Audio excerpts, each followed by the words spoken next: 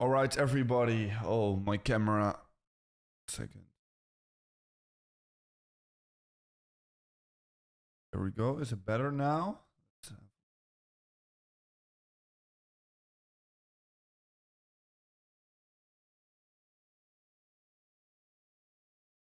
All right, good enough. Good enough, guys.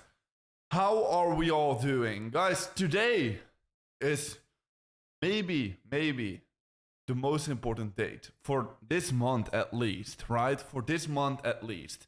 I mean, this was the expected date. Everybody was anticipating. And right now it's finally happening. Wait, my screen is all messed up because I needed to put on this lighting above me because it's dark now. It's dark here. It's already evening over here. So that is why some things are messed up with my screen now. But it's no problem. Today is the day it's finally happening. Let me, there we go, this text. Disable the text. So today we are about to get the FOMC meeting. We are about to see the Fed rate cut decision, whether we're going to see 25 basis points or 50 basis points.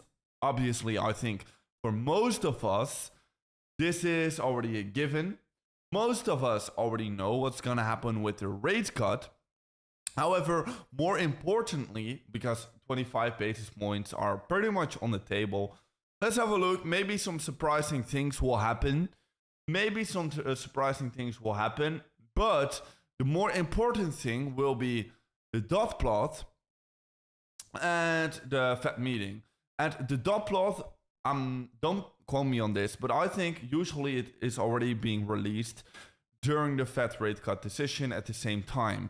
So yeah, probably at the Fed rate cut decision, we're probably going to be seeing a lot of volatility already. I could see that a lot of people were anticipating that dot plot. I, however, do not think it's that significant. Maybe because we can have a look into it over here, the dot plot chart right over here.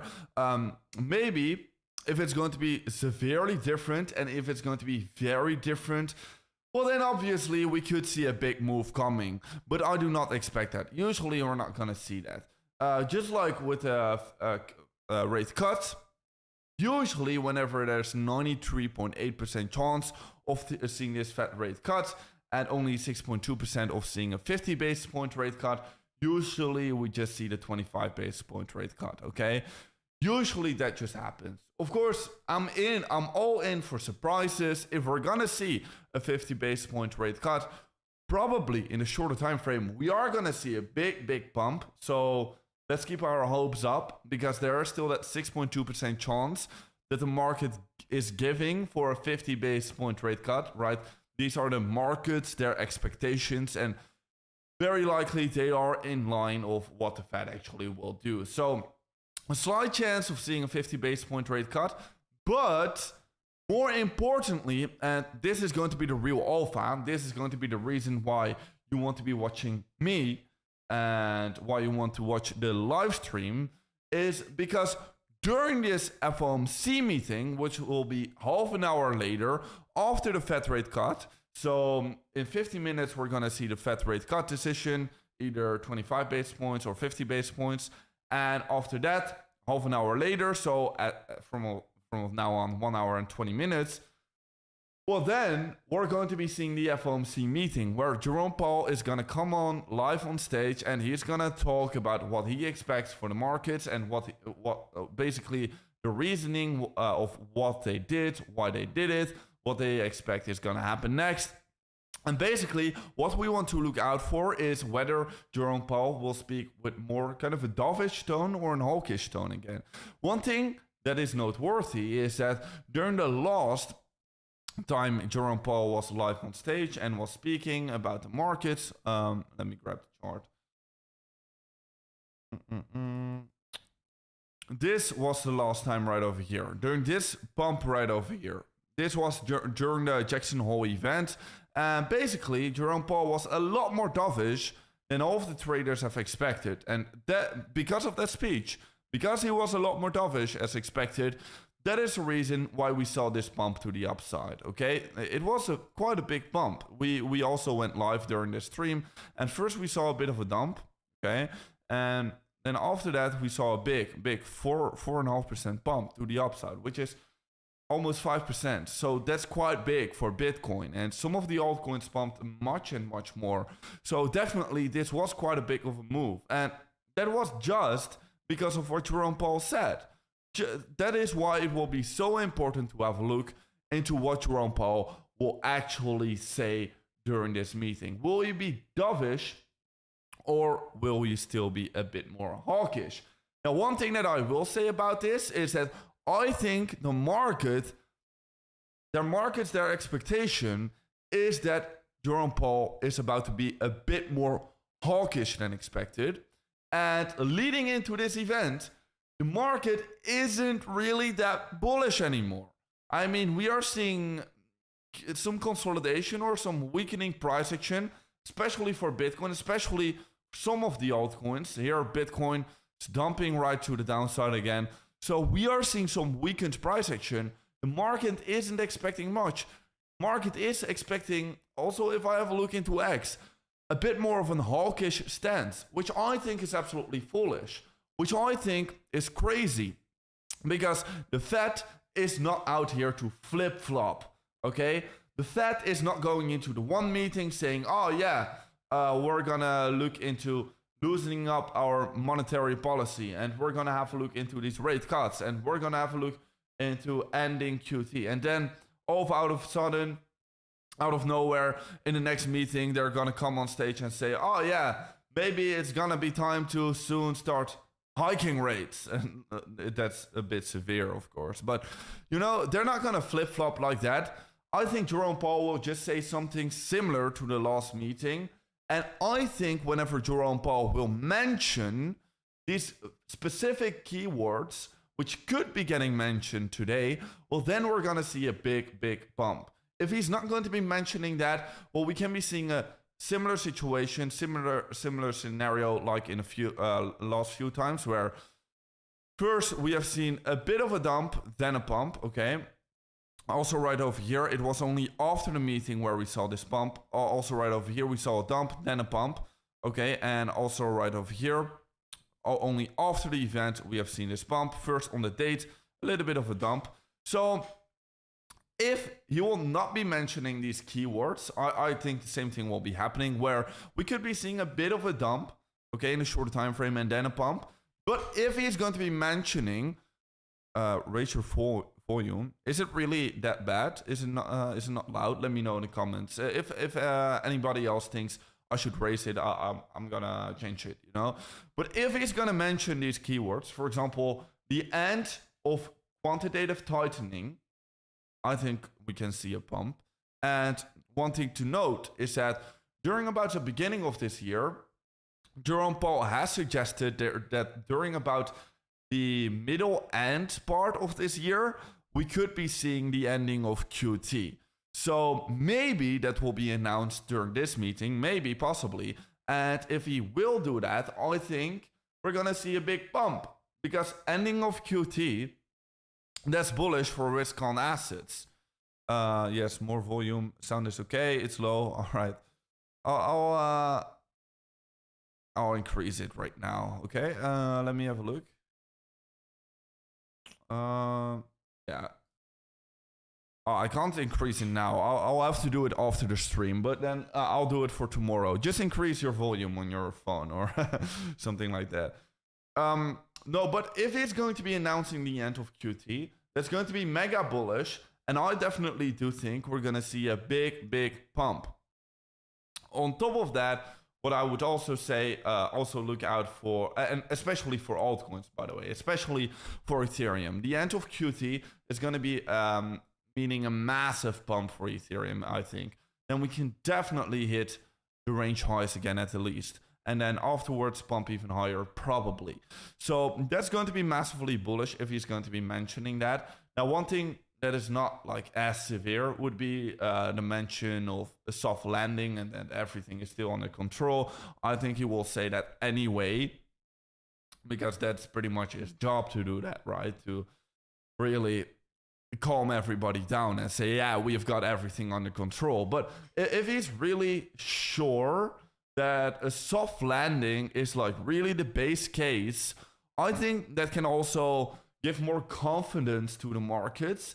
And that can definitely, for me at least, be extending the cycle for a little bit longer, maybe till November, okay, of this year. So I think a lot of people will think the same thing. Because of that, we could see a little bit of a further increase, and we could see a little bit of a further, pump, right? Definitely in that shorter time frame. So we have the ending of QT, a soft landing. Also, if he's going to be raising concerns of the labor market right now and that they need to adjust monetary policy because of the labor market, that would also be bullish. And also, if Jerome Powell is going to mention that, again, he has already mentioned this during the last stream, but if he's going to say something like, the labor market is our top priority and we're focused on that right now, and inflation is pretty much under control, so we're going to focus on the labor market now, also bullish. If he's going to say, yeah, inflation doesn't really matter, like, not matter, but like different words, obviously, but inflation is not our top priority now, and tariffs are not a huge concern, right? These tariffs are not a huge concern, which basically he has already mentioned and has already said. But I also do think that will be shifting the market pretty bullish and will give more confidence to the markets, which is what we want during this meeting. The investors and the market, they want more confidence from the meeting. Right now, as we're approaching this meeting, we're not really seeing any big of a confidence. We're seeing actually people being afraid, a bit fearful. So if we come back with confidence in the market, I definitely do think we can be seeing a very nice pump tonight. And one thing that I will also say is that usually, if we enter and go into such an event, an FOMC meeting, with a bit of a dump, usually we ended off bullish. If we enter such an event with a pump, usually we ended off bearish. Please do not spam, man. If you're gonna spam, I have to mute you. Oh, I've hidden you. I tried to block you for time. It's undone. Oh, and hide. I'm sorry about that. But put you in timeout. Yeah, fine. Yeah, please do not spam. Please do not spam.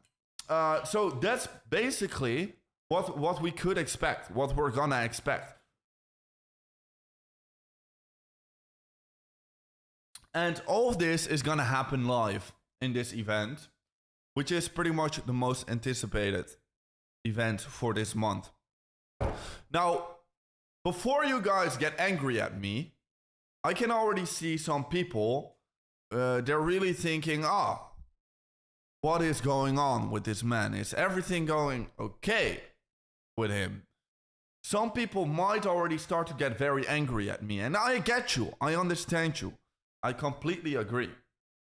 You know, the thing is, in the background here, my light is turned red. And that's not a very good thing. We don't want that. We don't want anything to do with red candles. We would prefer a very nice bullish end of the day and a very nice bullish pump, you know? So we should actually manifest it with a green light. But unfortunately, it's a Philips Hue light. But I switched up my Wi-Fi network, and right now I can't access it yet on my app anymore. I just recently done this, so I can't change it. I'm sorry. So let me know, should I put my light out, or is it still okay like this? Or because I can't change it to green now. I get it. It's like a huge thing. I think if we will go down today, I will blame it on the light. It's the only thing. It will not be Jerome Powell. It will not be the decision. It will not be anything like that. It will be the light. The light looks cheap. Yeah, it is like Philips Hue. It's not expensive. Are you missing the red light? Street of Amsterdam. No, man. I'm not missing that.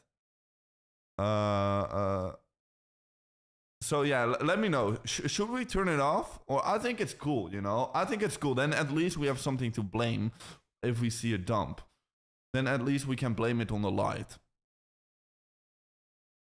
It's a 10 dirham. No.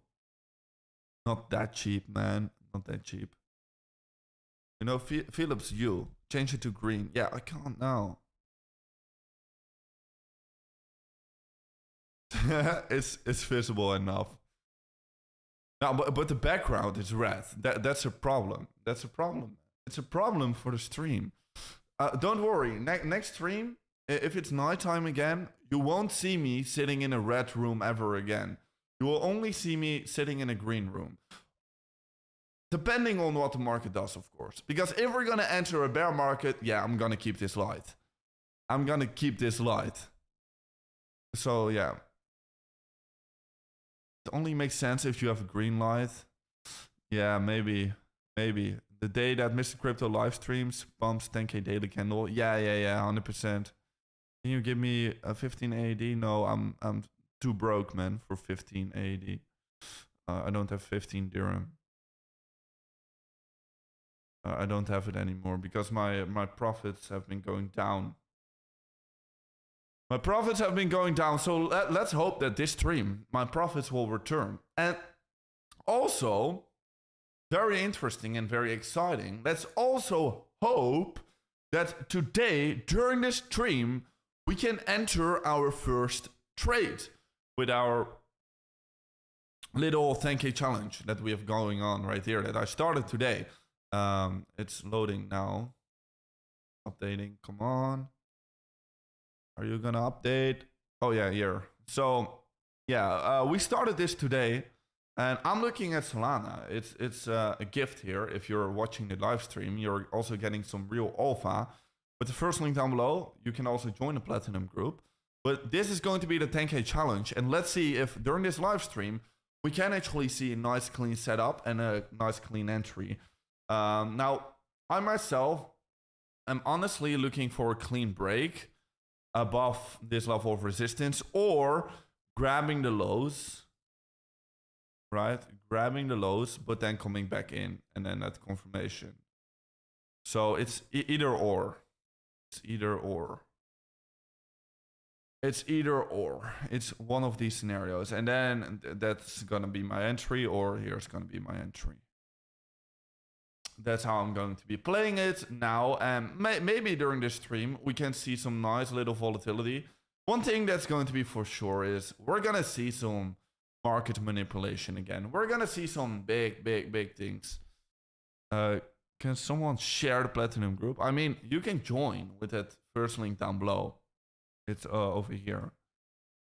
And I also have the limited group, by the way, which you can also join, but make sure to join the Platinum group. And also, by the way, if you are part of the community, definitely make sure to register to this trading competition, because it's literally $1,500 US, and there's only 24 participants. And the top 10, or oh no, top 5, they will earn money.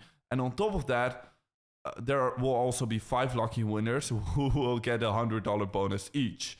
So that's insane. I mean, you have now, if you've entered, a 50% chance of winning at least $100 and up to $300. So yeah, if you're in, this is one event that I'm hosting myself with Weeks. So if you are in the Platinum group, well, you can check out this link here in the 10k challenge, and then you can join the trading competition where literally, guys. Okay, to join the Platinum group, it takes 5 minutes of your time, and you need to deposit $100. You're not even gonna give me that $100. Then on top of that, you're gonna get a $30 US free rewards from Weeks. So you're already getting $30 US back. And then on top of that, you also have a big chance of winning another $100 at the minimum, at the least, by joining this trading competition. So it's like a no-brainer. Like, you don't even give any money. You just deposit $100, and you're probably going to be getting at least $100 back. So it's a no-brainer. Then you'll end up with $200. So make sure to check that one out for sure. And it's still an half an hour left. It's still half an hour left. We have plenty of time to still go over all of the alpha, all of the altcoins, and all of the possible outcomes, all of the possible scenarios. Because what are the bearish scenarios going to be?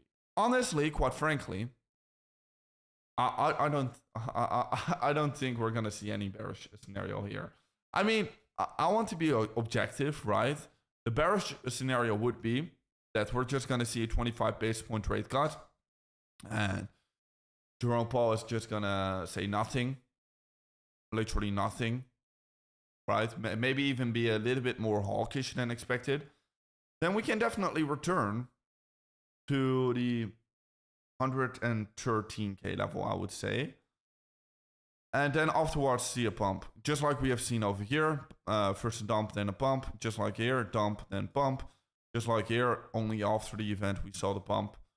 So yeah, that's going to be the bearish scenario, to come back to the 113K level and then pump, just like we did in the past times. Okay? But honestly, I myself have a gut feeling that it's going to be good. It's going to be good. I have this gut feeling. Let me know. Let me know. I'll create a poll now. I'll create a poll. Start a poll. Will the Fed what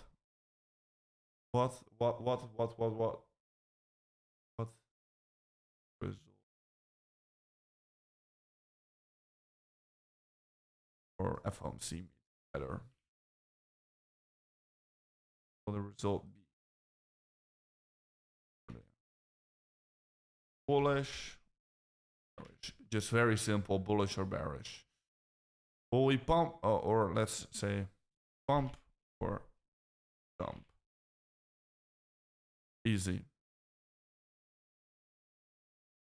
And like daily candle.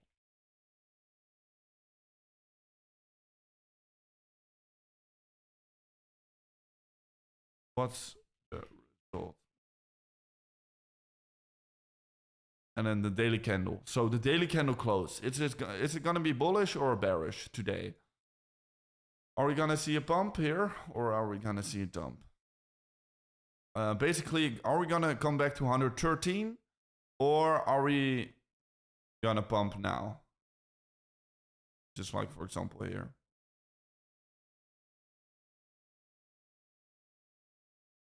This is, the poll is for the short term, right? First go back to the 113 or pump now. Let me know. Let me know. I mean, last few times, I do think that our community was actually correct with this prediction, that the majority was right. I'm not sure on that. Don't quote me on that. But I do think that the majority was right the last time we did this.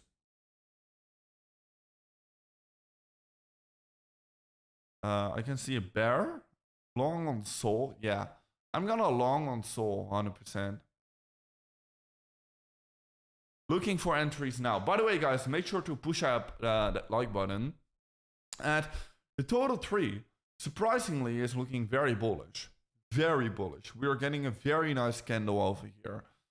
If we're gonna close like this, man, get ready for some fireworks. Also, the total two, I think looks even more bullish.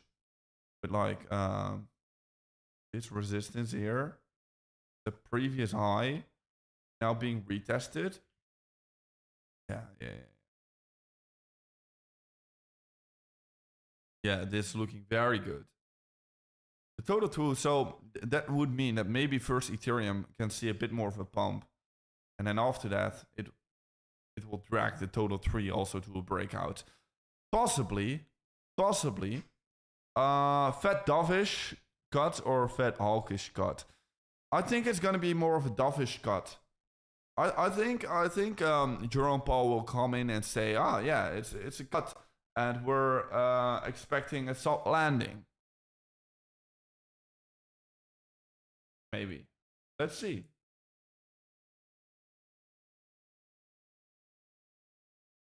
I mean, I don't think he will come in and say, oh, we're gonna cut the rates because we're headed for a recession, guys. I don't think he will say that. So I think he's rather gonna say, oh yeah, we're gonna cut rates, but we're expecting a soft landing. I mean, that's logical, right? That's a logical thing to do. Of course, he's not gonna crash everything down.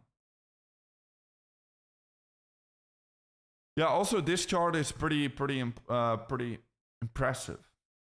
pretty good to have a look into. With this fake breakdown and then pump back to the upside, guys. Yeah, it's still 30 minutes left. We will have a look into a lot of alpha. Let's have a look into some altcoins as well later. And also, we will need to go over your guys' opinions. And also, we will briefly need to discuss all of the different scenarios again later for the new people that joined. But before doing that, guys, my water is empty. So let me quickly grab some more water right now. I'll be back in 20 seconds. Be right back.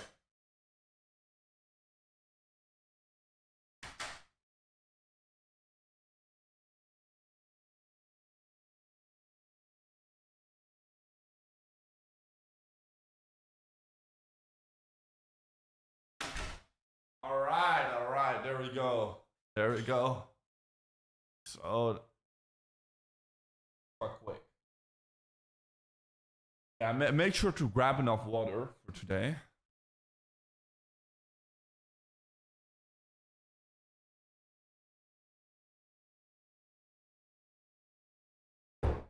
Stay hydrated, guys.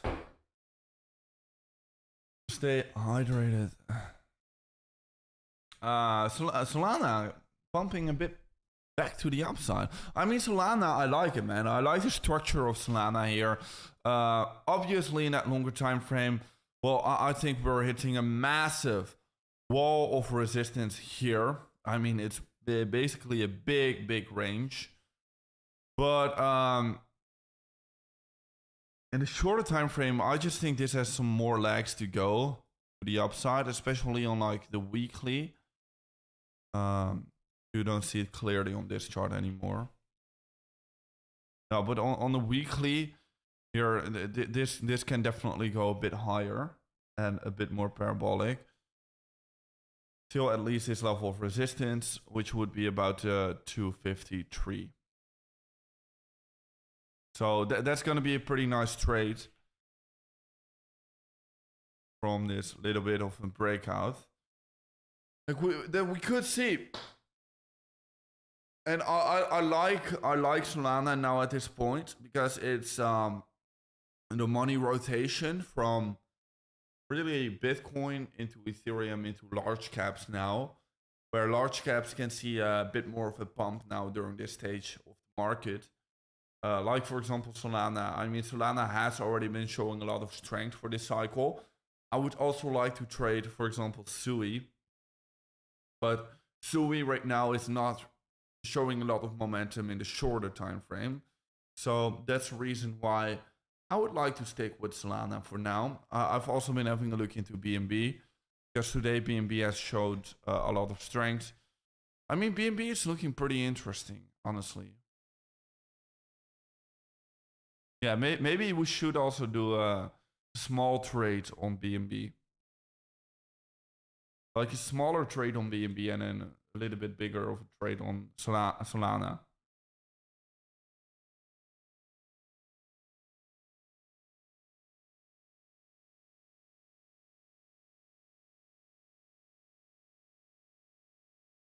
What is Bitcoin doing? It's bouncing a bit.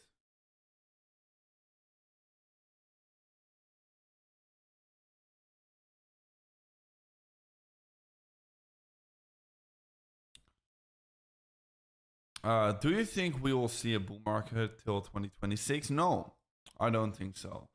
I've been outlining this in my last few videos, but I've been saying this very clearly. Look, these rate cuts, yeah, they're going to be bullish for the short term, but they're a bit of a double-edged sword because why are we seeing these rate cuts? Well, because the economy is getting weaker.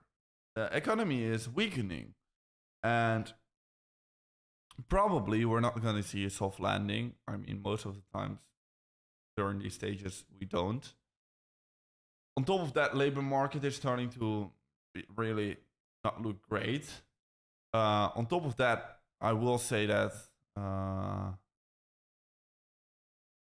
this guy on X, Camel Finance, or on YouTube, he is really explaining it very well of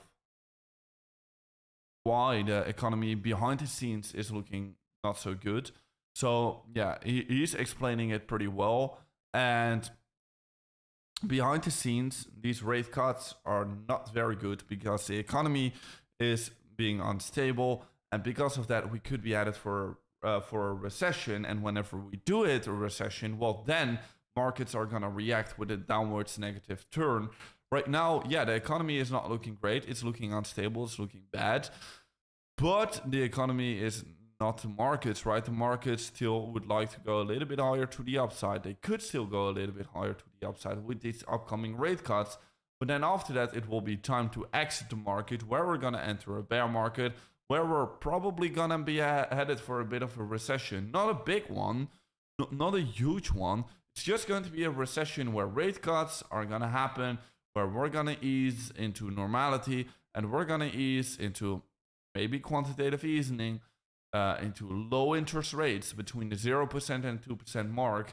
And then we can bottom out again for next cycle and enter an even bigger cycle than we have ever did before with low interest rates, etc.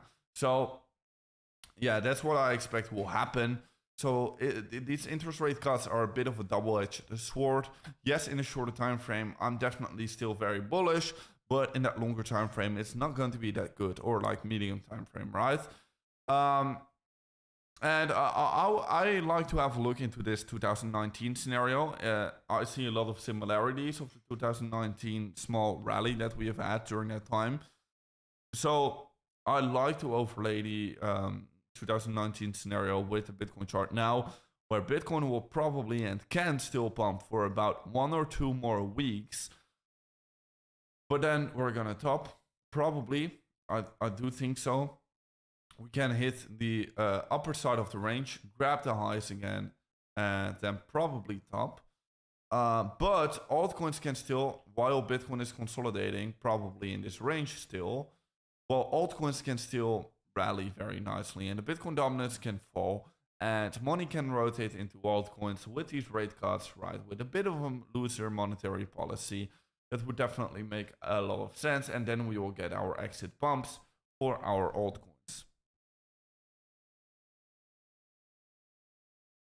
And then altcoins, generally, for like the total 3, can top in about a month or so, while Bitcoin is already topping in 1 to 2 weeks.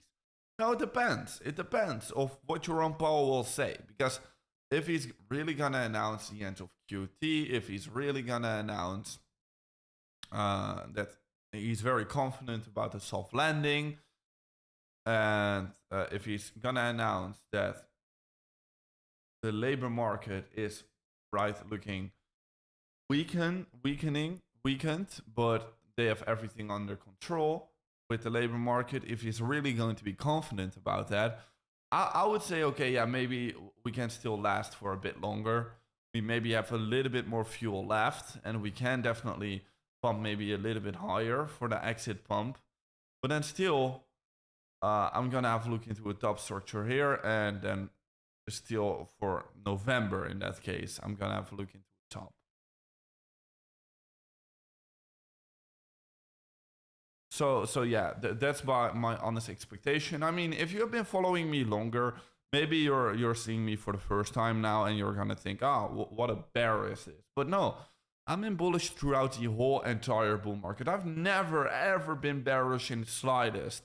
Only, for example, right over here at the liquidity grab, I've been becoming a bit more bearish. Also over here, but I didn't draw the arrow. And right now, in hindsight, I'm not gonna draw the arrow either. But I did become bearish over here at the top, at least cautious over here. But like all these other other times, I've been bullish throughout the whole entire bull market, especially on Bitcoin. So yeah, if I just saw that, I don't know him, man. I don't know him, but I've been bullish throughout the whole entire bull market. So only right now, I'm becoming not bearish, but I'm becoming cautious. I'm becoming cautious, and that's how I like to explain myself. Look, I've been bullish throughout the whole bull market. Right now, I'm starting to become a bit more cautious. Just like, and you're never gonna time the exact top, just like you're not gonna time the exact bottom. You just want a dollar cost average in at the bottoms and dollar cost average out at the tops, and then you're well off, right? But yeah, I've been riding the entire wave, and only right now I'm in a massive profit. I want to start looking into cashing out bits and yeah, exiting the markets to buy back even lower again. It is pumping. Oh, that's bullish. I can see. That's good. That's good. I mean, maybe the market is indeed expecting a bit more of a loosened policy, right? What is Solana doing? Oh, BNB is breaking out now. Okay. Enter a small. Gonna enter a small. Or just on Solana. Let's have a look. Just gonna stick with Solana, I think. Yeah, I'm just gonna stick with Solana.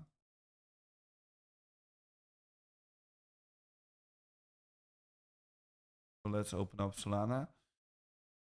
There we go. Let's watch Solana. Let's see. Wow, this is out of nowhere. Very nice bump. Nice.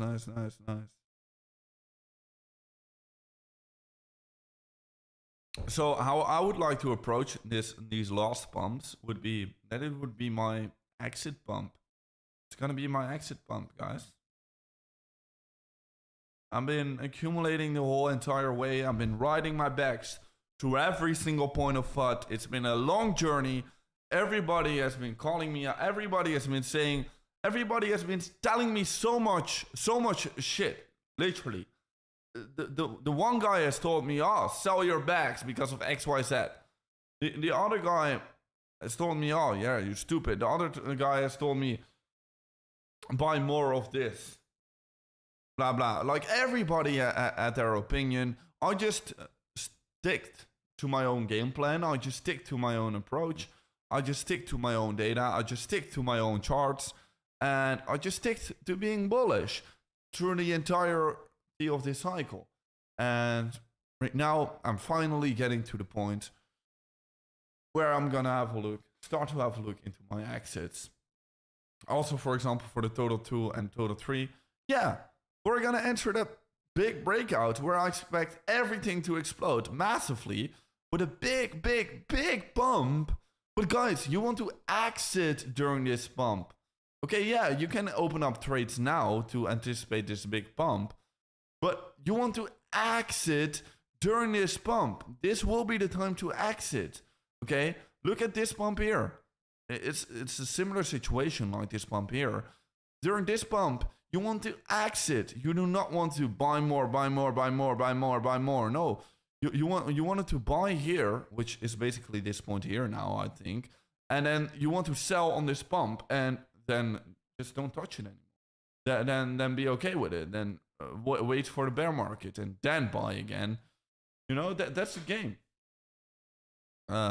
So right now I'm gonna do that. Anyways, let's prepare. Let's prepare the account.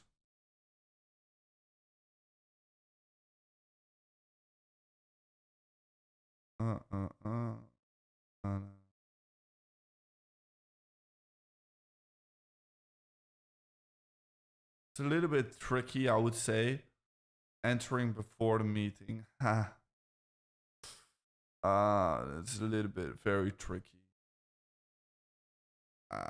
I don't like it, honestly. I don't like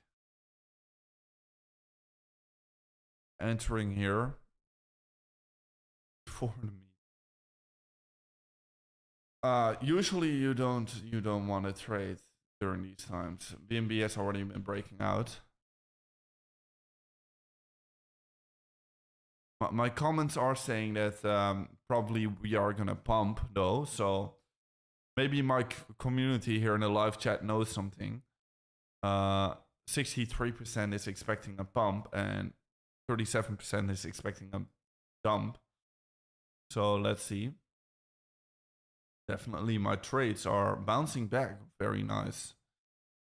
Very, very nice. And yeah, the rate cut decision, we're going to see it in 15 minutes.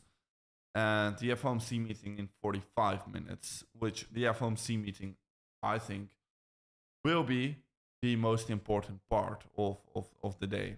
And let's, in a few minutes before we will see the rate cut decision, let's go over all of the different scenarios again, of all of the different data points, all of the things you want to be watching, the keywords you want to be looking out for, etc., etc. We will go over all of it a little bit later again. And then before the meeting, we will go over it also another time.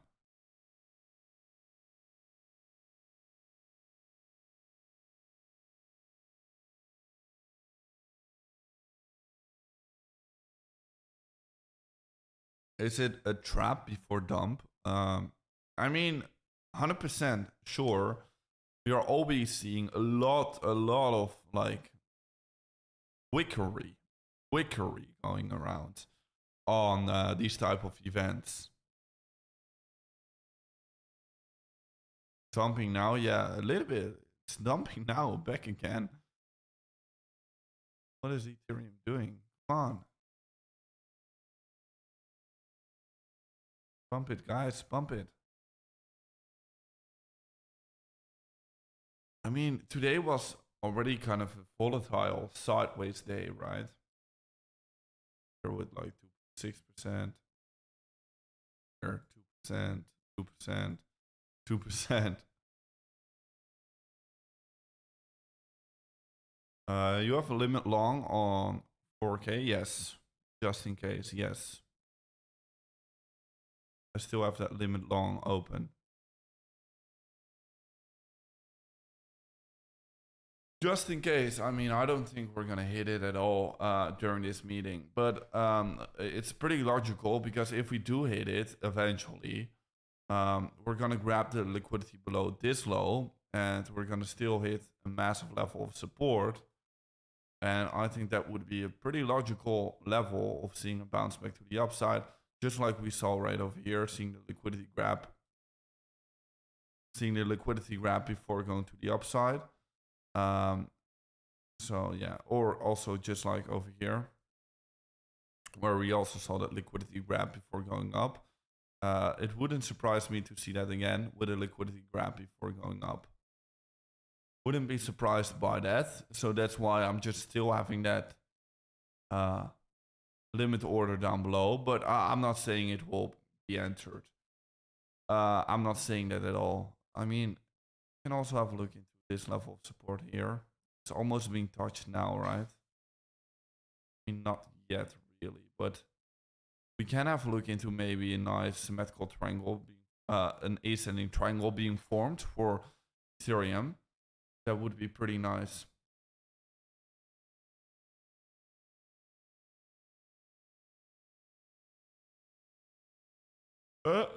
It's already getting late here in Dubai, man. It's already getting late. There's only two things in the market. Can do pump or dump. Yeah, man. Or go sideways to the right. It's three things.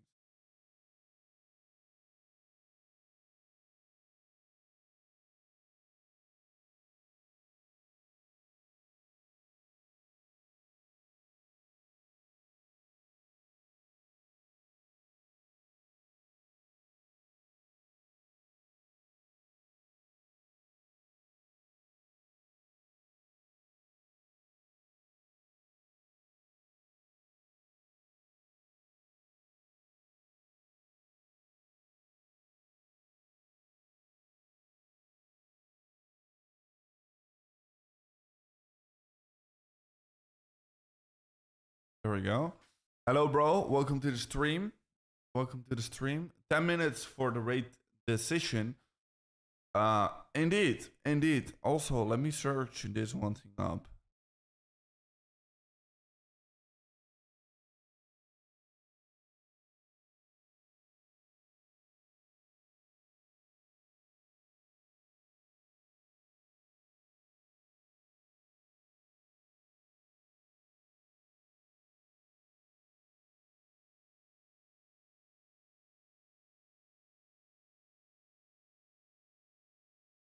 Yep, yep.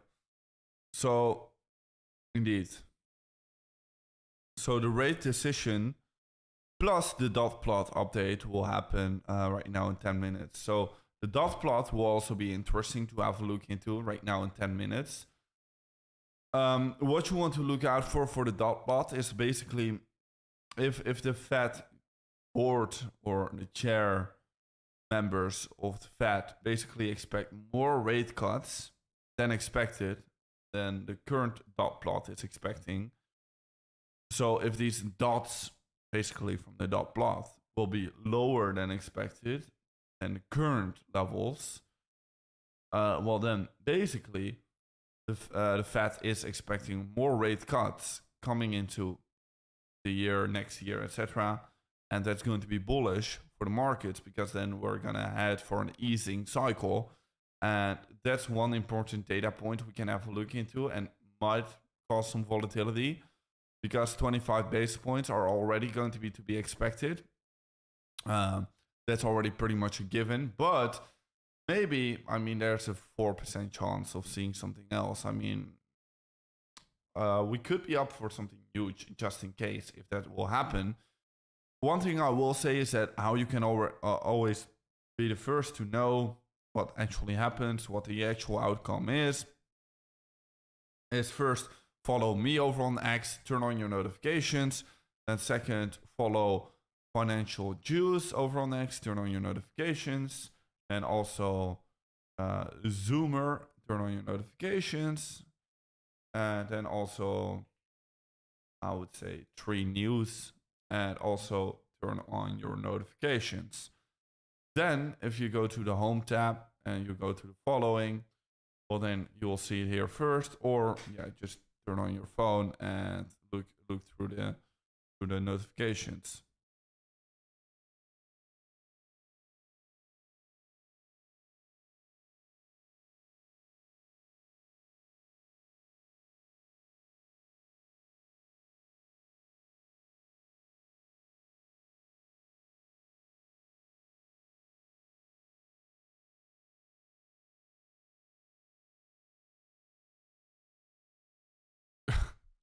Ten-minute rate cut decision, Lambo or McDonald's.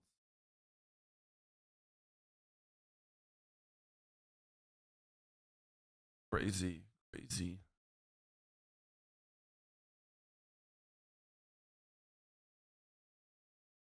What is your prediction for ETH and Sol? I don't. I think Sol could go to and could go a bit above 300, and Ethereum could still go to 6, 7, 8K. About that, I would say 6, 7, 8K. I would say 7 or 8K, thing around that.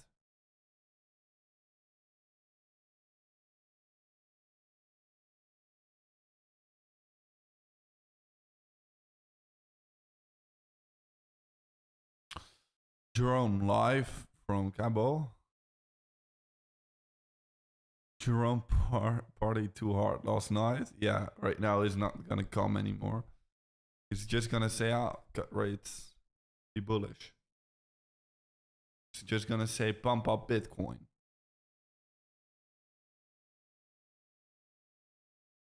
Cancelled? Wow. Because he partied too hard.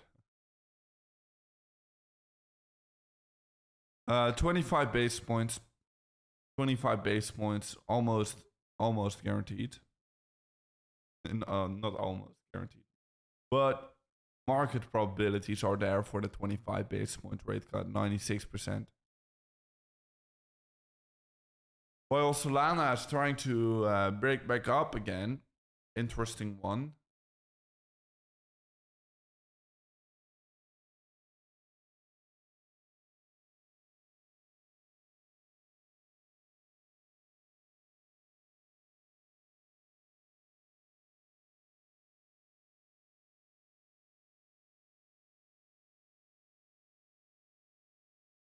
Hercules, about weeks. I'm not sure, man.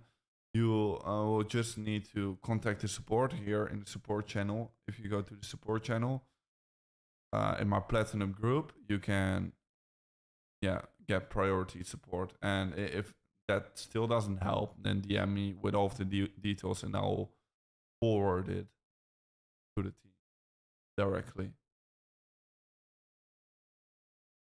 So yeah, join the platinum group and then get to know. Weeks. Let's have a look.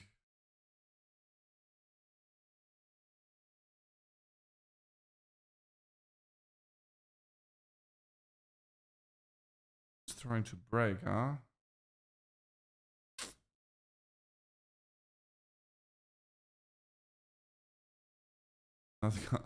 Not gonna enter now though. I'm not gonna enter literally 5 minutes before this event. That's crazy. That's crazy work. I would rather miss out, honestly.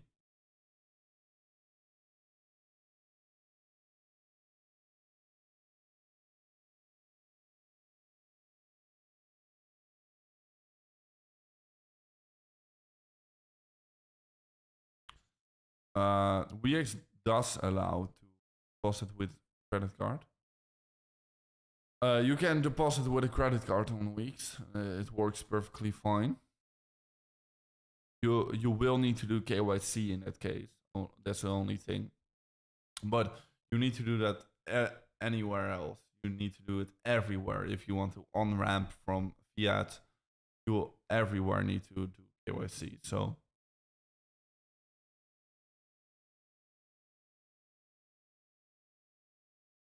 don't let us down now. Let's go. Don't let us down now, man. Don't let us down. Interview from Trump? No, I didn't see it. What leverage for Solana? It's gonna be 20x. Or better 15. But it's more like a smaller trade, so 20 is cool for me.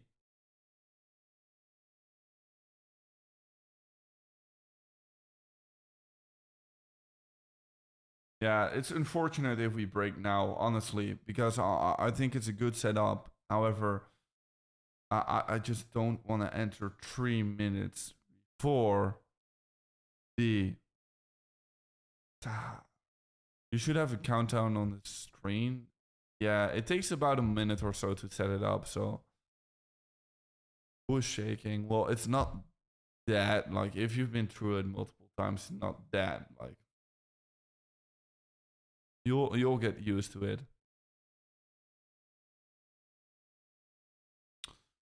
I would like to move cursor.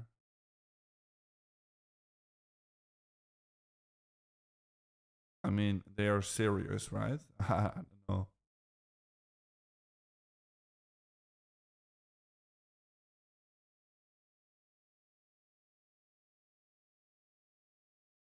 My whole future relies on this FOMC decision. That's crazy work, man. That's crazy. Yeah, 2 more minutes left. 2 more minutes left here. Here's one countdown. 1 minute left for...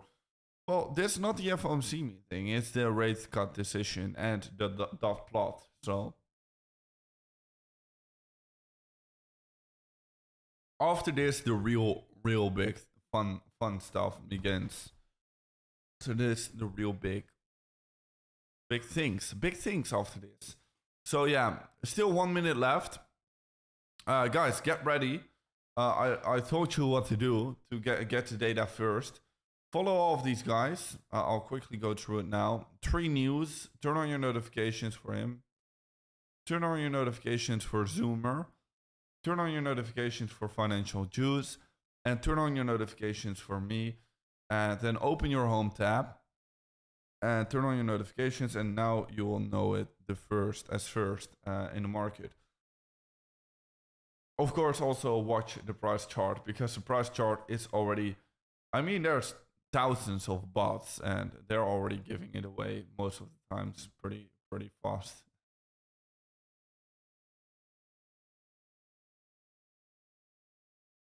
Bitcoin is trying to see a bit of a bump.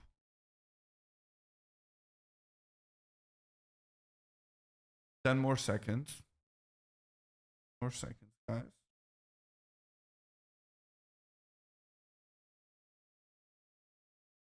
All right. Let's see. What does Bitcoin do? Huge dump. And then pump. I mean, we're definitely going to see some wickery. Okay, 25 base points. Yes, it's 25 base points. Just got the news in. So that's expected. That's expected. Following, there we go, 25. 5, 25, or 25.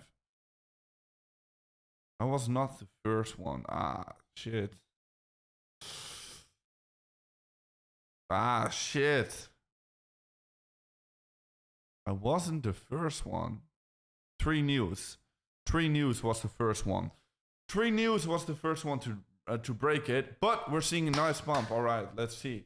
Let's see. I mean, maybe something happened with the dot plot. Where can I find the dot plot? Does anybody know? That updated dot plot. I think Financial Juice is usually posting it, right?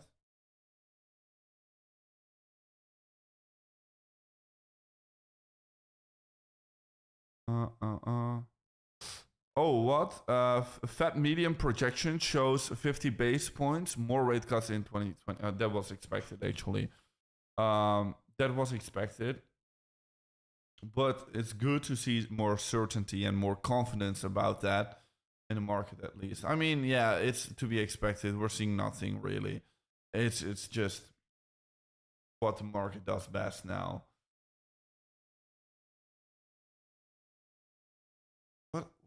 What? What? That's crazy. Luckily, I didn't enter there. I mean, that was like, yeah, oh no, it's a 2% move. Ah, wow.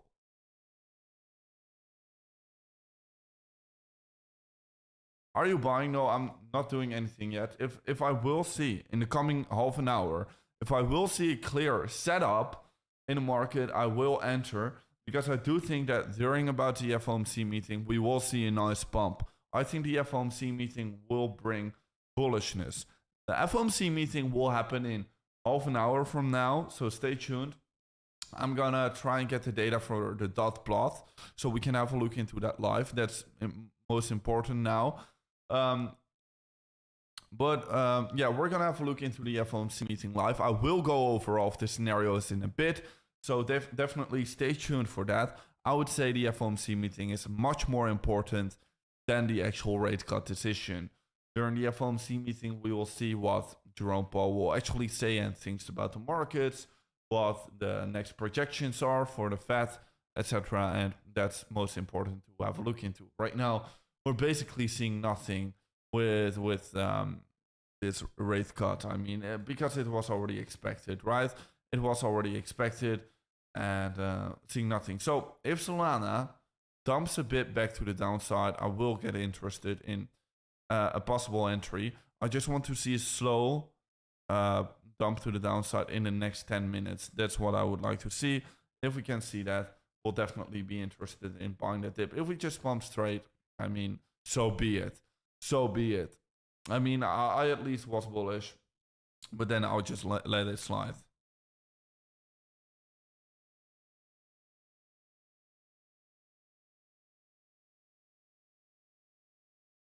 Are 25 points confirmed? Yes.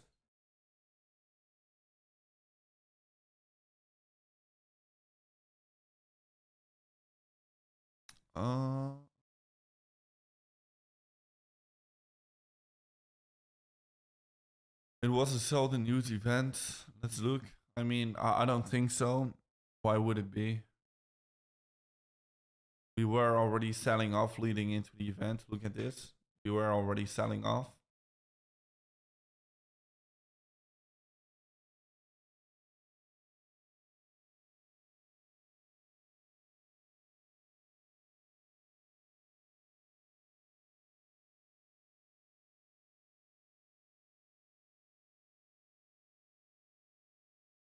Possible 50 base points. Well, it already happened in the 25. Oh, we have the statement.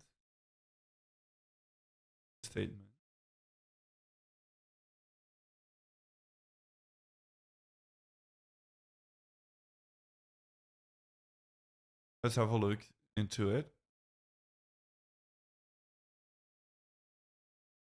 Recent indicators suggest that growth of economic activity moderated in the first half of the year. Job gains have slowed and the unemployment rate has edged up but remains low. Inflation has moved up and remains somewhat elevated. That's not the best thing to say, I would say. Seeks to achieve maximum employment and inflation, yeah. Decided to lower the rates. In addition, in considering additional adjustments to the target range for the federal funds rate. Oh yeah, carefully assess incoming data. Oh, the QT is not stopping. Okay. So that's not what we wanted. We wanted to see QT stopping. That would be very bullish, mega bullish. Strongly committed to support the 2% objective. Also not the most bullish take. What is it? Why are we seeing not so bullish takes? What's the market doing? I mean, pretty consolidating now.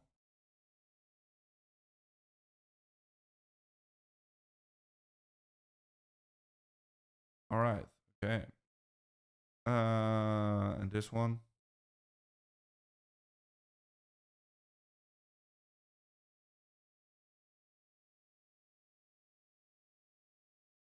Here we can see the dot plot.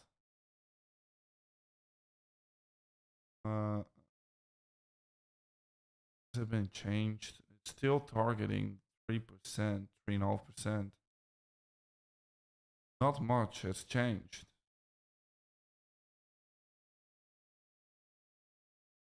Might that even be a bit more bearish?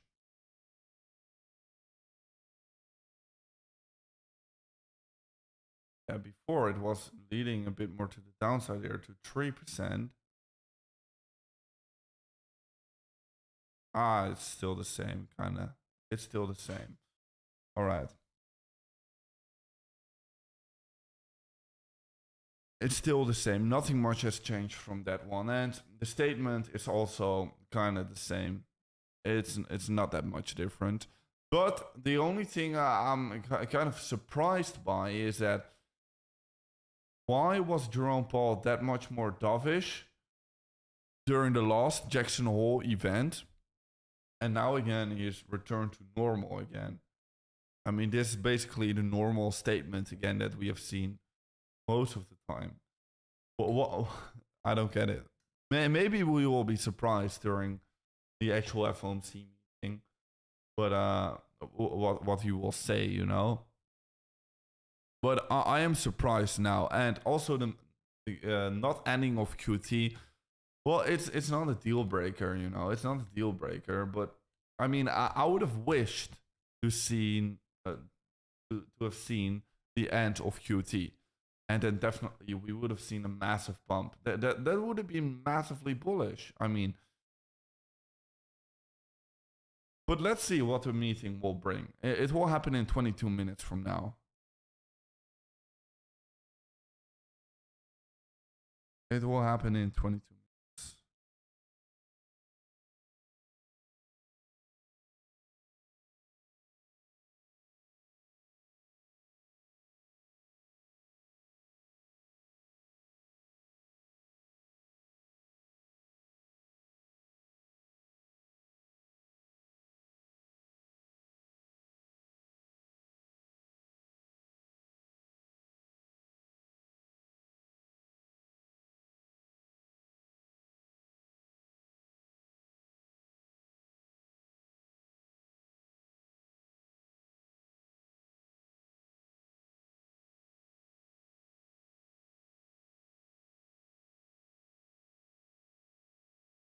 Yeah, this is quite good.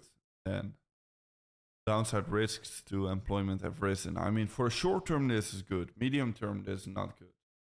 That is what we wanted to see, right?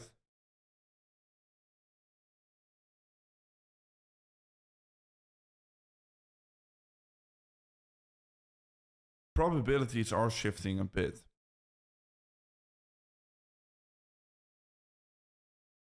Probabilities are shifting a bit towards seeing more rate cuts. So, I mean, technically, that's still bullish, but I expected a bit more.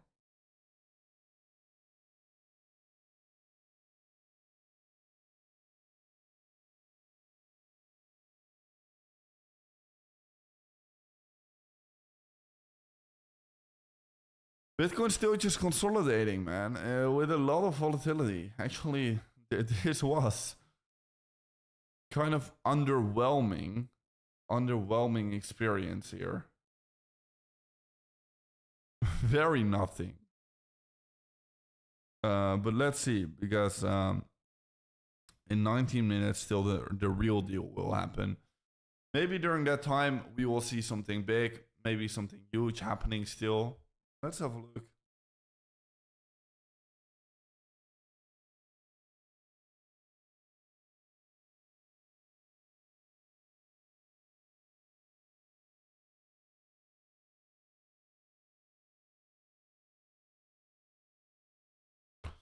How's Solana looking?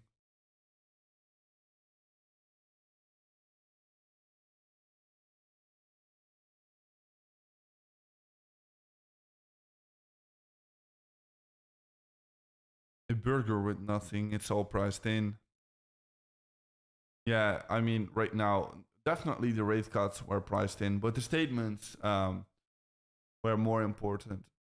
And the FOMC meeting will be more important. I mean, Bitcoin is still kind of, for it being as expected, still holding up well, in my opinion. I mean, if it would have been as expected, or maybe like a bit lower than expectations, I'm surprised that we are not seeing a big dump.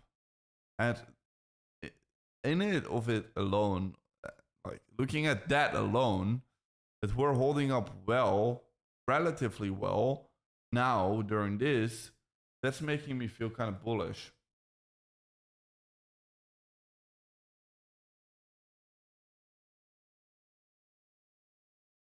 That's making me feel bullish.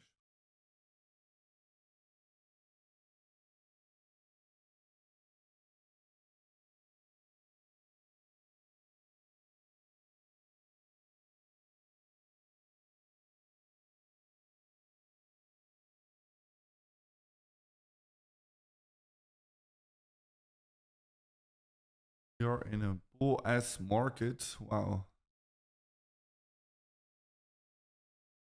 This bull market has been getting cut left and right. I mean, maybe in the short term, if you're having a look into minute candles, but in the long term, I mean, this bull market has been doing me pretty well. This bull market has been doing me very well.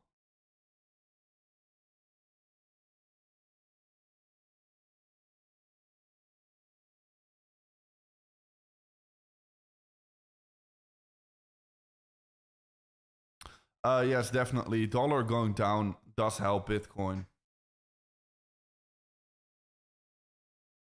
It does help Bitcoin 100%.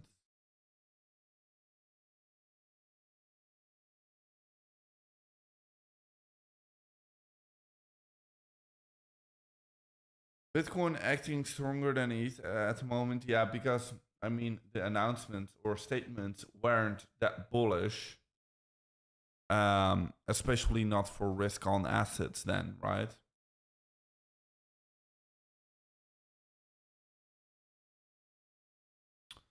Yeah, seeing a bit of a dump here.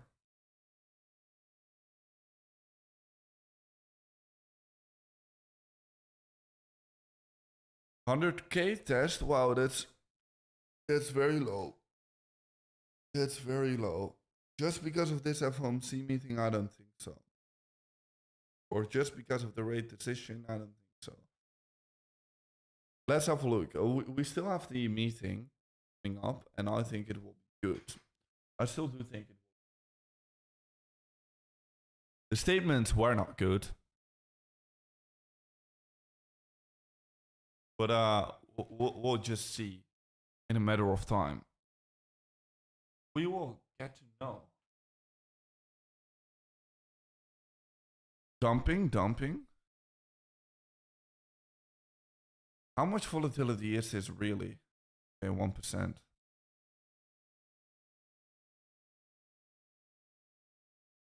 Russell 2,200. Bumping.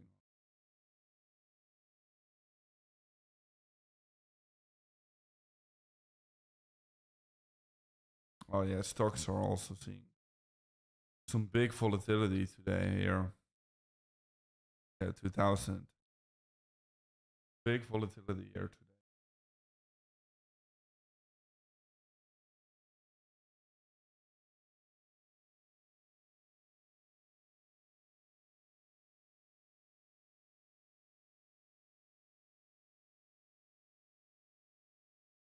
Yeah, we're dumping. Yeah. So like I've said, I don't think the statements were that bullish. To be honest. I'm still hoping that the meeting will be bullish, will turn out bullish. Then we can definitely see a nice recovery. Otherwise, yeah. Your voice is breaking. Is it low still? Maybe I just need to scream a bit more because my microphone it's set up this way where my videos where I scream a bit more, you know. Then it picks up my sound good. But now during a stream, I'm just talking normal, you know, and then third mandate.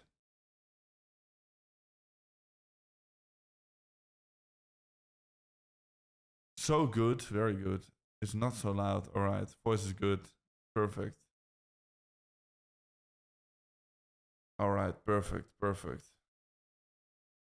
I would love to see still a bullish close for today.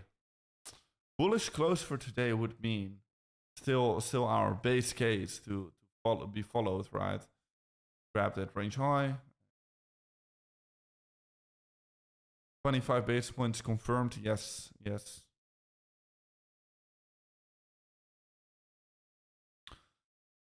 Also, in the meantime, by the way, guys, make sure to register for the Platinum group and also join this trading competition because right now, let me reload it. I don't think anything changed.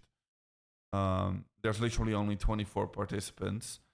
I'm giving away $1,500 for this trading competition. So yeah, and literally you don't have to do anything. By the way, I'll just give you a hint, okay? You can just, the only thing you need to do is literally you need to be signed up with this link. Then you'll need to go to this page here, and that's the only thing. And then you can win $1,500 with this trading competition. And there's literally only 24 participants. And on top of that, you can also get this huge deposit bonus and 25% trading fee discount. So that's quite insane. And yeah, you can also join the Platinum group, join the 10K challenge, see all of my trades updated in real time. Whenever I'm doing something new, you'll be the first one to know in the Platinum group. So it's a no-brainer. 100%. The 5-minute chart is looking scary. Yeah. Always when you zoom in, man, the volatility can get very scary. That's why, once in doubt, just zoom out. I like to trade the longer time frames because the longer time frames they're not as manipulative. They can't get manipulated as severely as. It's much cleaner to trade the longer time frames.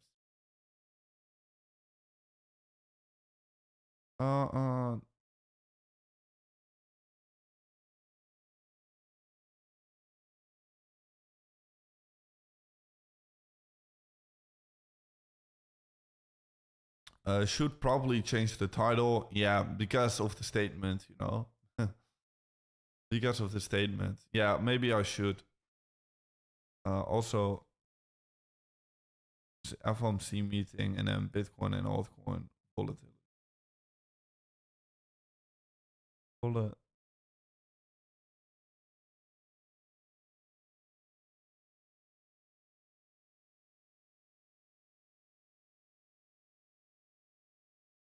You don't need to trade 1 million.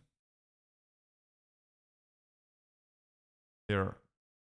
For the only for the 5th place, you need to trade 500k, which is, by the way, pretty easy to do that. But also, there's $500 given away, and for that, there's no requirement. There's literally no requirement. So yeah.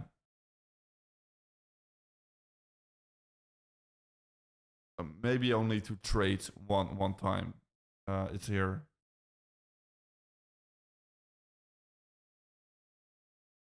Yeah. It's no requirement. They just need to be registered.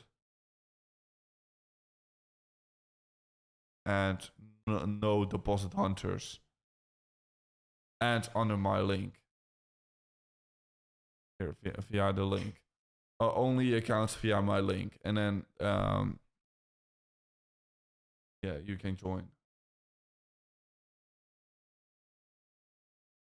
You can join. 1 million. Yeah, it's leverage positions. Yeah, so if you're using leverage, it's very easy to get to 1 million volume. The 1500 link, it's in here in the platinum group. It's in here. The 10k challenge, just scroll up a little bit.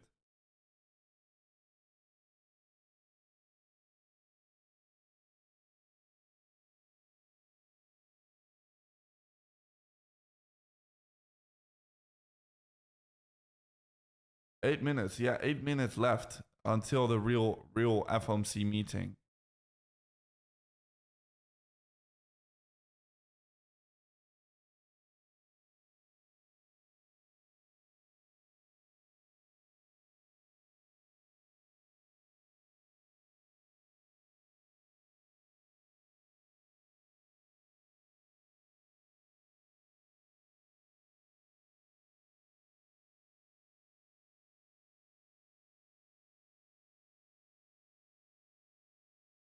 What if I already have a week's account?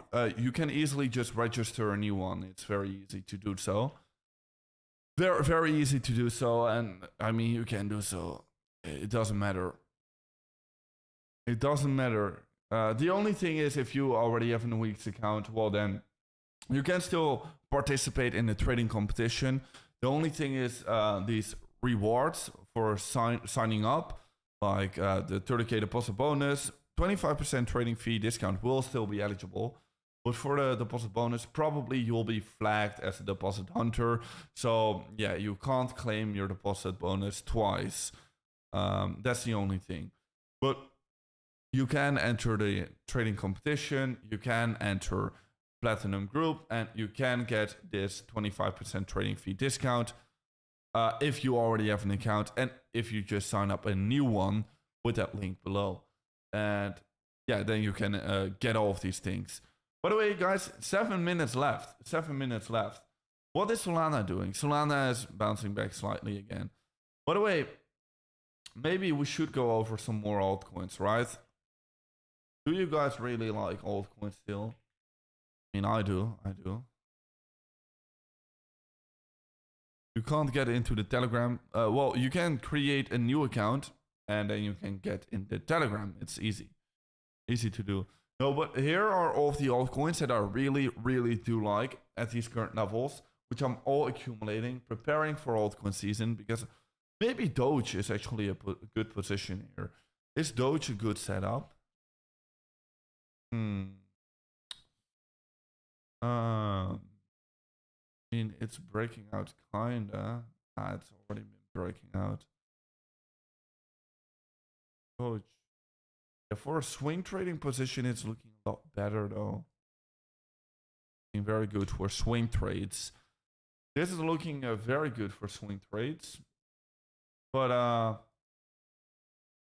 for like a scalp or day trade. Have a look now.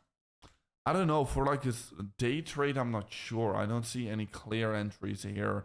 But for a day trade or a swing trade, definitely, we are sitting at a huge level of support here. I would definitely be interested in longing this for sure. This is looking very good for Dogecoin. But yeah, so I'm gonna accumulate some more as well. Let's have a look into Pepe for a sec. Pepe, yeah, kind of. Pepe is looking good here. Not gonna lie. Pepe is looking good here with this symmetrical triangle. Nice symmetrical triangle pattern. Just resistance again. If it's gonna break out here, it's gonna break out and it's gonna explode. It's gonna freaking explode. Be prepared for that. I think it will explode. No, so but yeah. First we have the total market cap. It's about to explode. BNB first. Then we have Solana, Dogecoin, Cardano, Chainlink, Sui, Avex, Athena, Pepe, Aave, Tau, Aptos, Ondo, Caspa, Arbitrum, Render, Vetch AI, Injective, Stacks, and that's pretty much it. That's out of the top 100.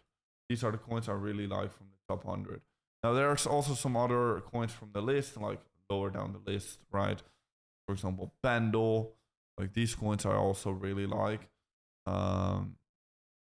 Say is one recent coin I like recently. For example, Pudgy, I kind of like it for trading. XRP I like for trading. Second page here we have Pendle, obviously. After that, what else here? Second page. What am I holding? Virtuals is kind of Etherfi, but I'm not sure if I want to hold it for my long-term portfolio yet. And yeah, then we're gonna enter some garbage. Maybe Brett, I'm holding it. You know, Wormhole holding it, but I'm not sure about it. 3 minutes left, by the way, for the FOMC meeting. Let's load it up. EOS, by the way, EOS is still a very good one. Beam is also a good one, in my opinion. Yeah, that's pretty much it there. That's pretty much it.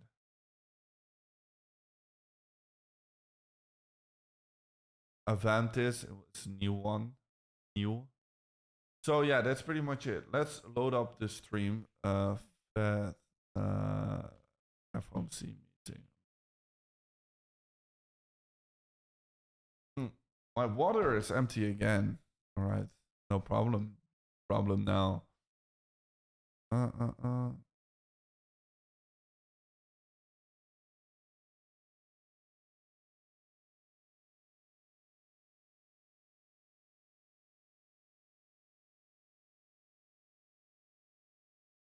Right, there we go. So 2 more minutes, we have it over here live. And then also let's overlay the price chart already. Let's prepare good. Let's make some good preparations here for this stream.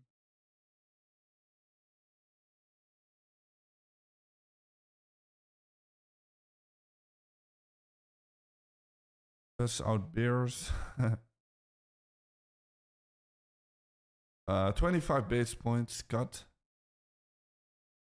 Yeah, 1 more minute left. So let's load up the Bitcoin chart on a separate chart here. And then we'll have this meeting overlaid. Oh.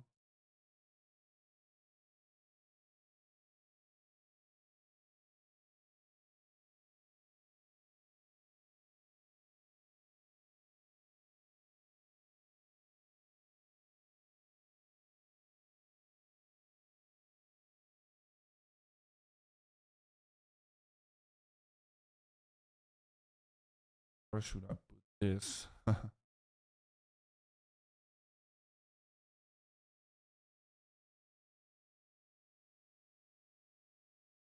setting everything up live.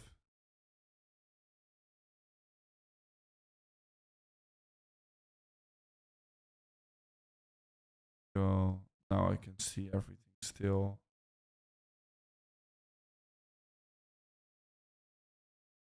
We'll have this one on the left corner.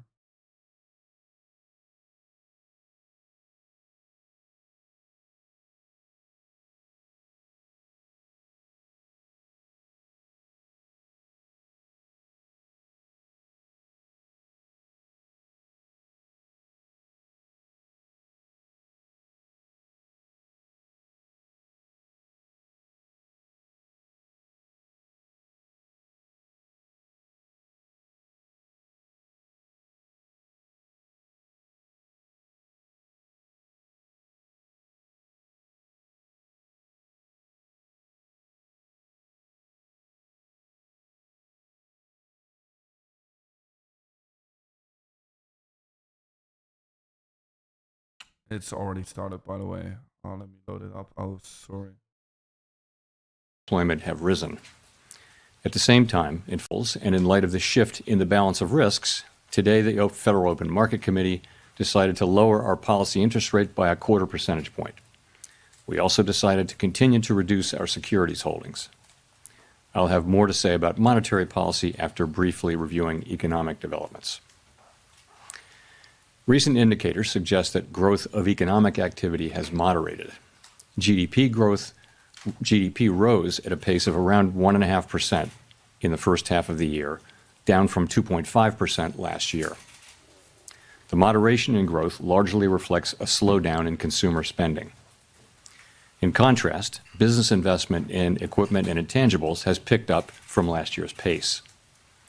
Activity in the housing sector remains weak. In our summary of economic projections, the median participant projects GDP to rise 1.6% this year and 1.8% next year, a touch stronger than projected in June. In the labor market, the unemployment rate edged up to 4.3% in August, but remains little changed over the past year at a relatively low level. Payroll job gains have slowed significantly to a pace of just 29,000 per month over the past 3 months. A good part of the slowing likely reflects a decline in the growth of the labor force due to lower immigration and lower labor force participation. Even so, labor demand has softened, and the recent pace of job creation appears to be running below the break-even rate needed to hold the unemployment rate constant. In addition, wage growth has continued to moderate while still outpacing inflation. Overall, the marked slowing in both the supply of and demand for workers is unusual. In this less dynamic and somewhat softer labor market, the downside risks to employment appear to have risen. In our SEP, the median projection for the unemployment rate is 4.5% at the end of this year and edges down thereafter. Inflation has eased significantly from its highs in mid-2022, but remains somewhat elevated relative to our 2% longer-run goal. Estimates based on the Consumer Price Index and other data indicate that total PCE prices rose 2.7% over the 12 months ending in August, and that, excluding the volatile food and energy categories, core PCE prices rose 2.9%. These readings are higher than earlier in the year as inflation for goods has picked up. In contrast, disinflation appears to be continuing for services. Near-term measures of inflation expectations have moved up, on balance, over the course of this year on news about tariffs, as reflected in both market and survey-based measures. Beyond the next year or so, however, most measures of longer-term expectations remain consistent with our 2% inflation goal. The median projection in the SEP for total PCE inflation is 3.0% this year and falls to 2.6% in 2026 and to 2.1% in 2027. Our monetary policy actions are guided by our dual mandate to promote maximum employment and stable prices for the American people. At today's meeting, the committee decided to lower the target range for the federal funds rate by 1/4 percentage point to 4 to 4.25%, and to continue reducing the size of our balance sheet. Changes to government policies continue to evolve, and their effects on the economy remain uncertain. Higher tariffs have begun to push up prices in some categories of goods, but their overall effects on economic activity and inflation remain to be seen. A reasonable base case is that the effects on inflation will be relatively short-lived, a one-time shift in the price level. But it is also possible that the inflationary effects could instead be more persistent, and that is a risk to be assessed and managed. Our obligation is to ensure that a one-time increase in the price level does not become an ongoing inflation problem. In the near term, risks to inflation are tilted to the upside and risks to employment to the downside, a challenging situation. When our goals are in tension like this, our framework calls for us to balance both sides of our dual mandate. With downside risks to employment having increased, the balance of risks has shifted. Accordingly, we judged it appropriate at this meeting to take another step toward a more neutral policy stance. With today's decision, we remain well positioned to respond in a timely way to potential economic developments. We will continue to determine the appropriate stance of monetary policy based on the incoming data, the evolving outlook, and the balance of risks. In our SEP, FOMC participants wrote down their individual assessments of an appropriate path for the federal funds rate, based on what each participant judges to be the most likely scenario for the economy. The median participant projects that the appropriate level of the federal funds rate will be 3.6% at the end of this year, 3.4% at the end of 2026, and 3.1% at the end of 2027. This path is 1/4 percentage point lower than projected in June. As is always the case, these individual forecasts are subject to uncertainty, and they're not a committee plan or decision. Policy is not on a preset course. The Fed has been assigned two goals for monetary policy: maximum employment and stable prices. We remain committed to supporting maximum employment, bringing inflation sustainably to our 2% goal, and keeping longer-term inflation expectations well anchored. Our success in delivering on these goals matters to all Americans. We understand that our actions affect communities, families, and businesses across the country. Everything we do is in service to our public mission, and we at the Fed will do everything we can to achieve our maximum employment and price stability goals. Thank you. I look forward to our discussion. Great. Thank you. Chris Rugaber at Associated Press. As you know, Fed Governor Stephen Miron has kept his position at the White House, even as he's joined the Fed board. This is the first time, I believe, the Fed's board has had someone with executive branch ties in decades. Does this compromise the Fed's independence from day-to-day politics? And relatedly, how can you maintain the public's perception the Fed is politically independent with this dynamic? Thank you. So we did welcome a new committee member today, as we always do, and the committee remains united in pursuing our dual mandate goals. We're strongly committed to maintaining our independence, and beyond that, I really don't have anything to share. Okay, and then just as a quick follow-up, I'm sorry, can you and other Fed officials have spoken extensively about the impact of tariffs on inflation, although perhaps with many companies appearing to eat the tariffs, tariffs may be impacting the labor market and other parts of the economy instead. Do you see that as a possible outcome here, that tariffs are the reason we're seeing some slowing, particularly in the labor market, rather than in inflation?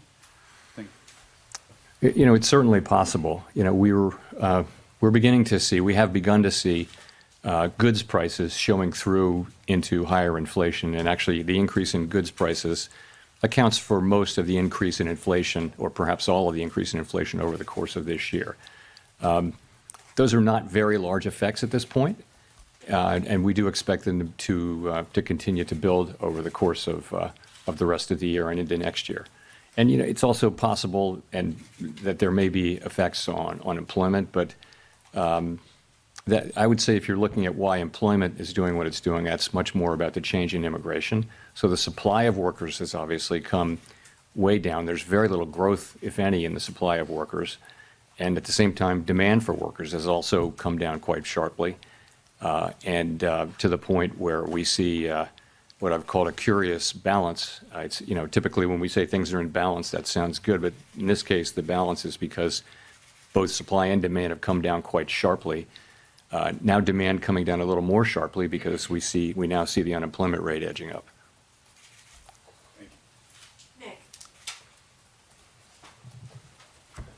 Nick Timmeros of the Wall Street Journal. Chair Powell, do economic conditions and the balance of risks no longer warrant a restrictive policy setting? So I don't think we can say that. What we can say is this, that over the course of this year, we've kept our policy at a restrictive level, and people have different views, but a clearly restrictive level, I would say. So, and we were able to do that over the course of this year because the labor market was in very solid condition with strong job creation and all those things. I think if you go back to April and now look at the revised job creation numbers for May, June, July, and August, I can no longer say that. So what that means is that the risks were clearly tilted toward inflation. I would say they're moving toward equality. Maybe they're not quite out of equality. We don't need to know that. But we do know that they've moved meaningfully toward greater equality, the risks between the two goals, and that suggests that we should be moving in the direction of neutral, and that's what we did today. Under what circumstances would a larger than 25 basis points rate cut be warranted, and how seriously was that option entertained at your meeting this week? There wasn't widespread support at all for a 50 basis point cut today. I think we've done very large rate hikes and very large rate cuts in the last 5 years, and you tend to do those at a time when we feel that policy is a place and needs to move quickly to a place. That's not at all.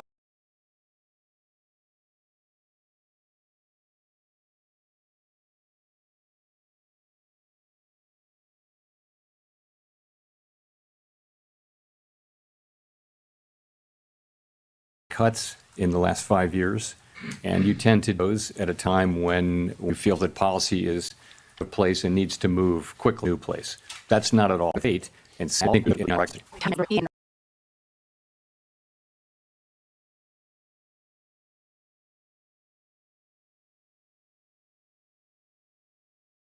What is going on? I'm asking if anybody else has the lag too. What is it? In place. I guess I'm just, trying to square the shift in the rate forecast in the SEP towards more cuts than just 3 months.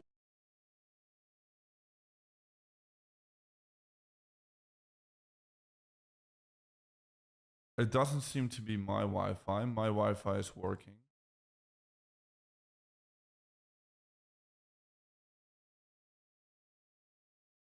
This is very weird.